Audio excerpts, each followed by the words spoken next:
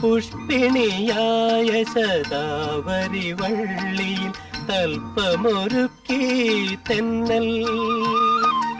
ഇത്തിരി മധുരം നൽകാൻ തീർക്കുക മറ്റൊരു തൽപ്പത്തോഴി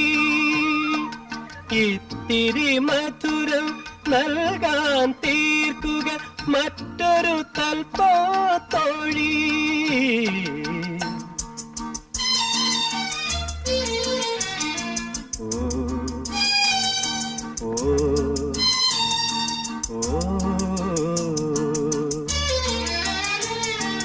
പൗർണമി ചന്ദ്രിക തൊട്ടു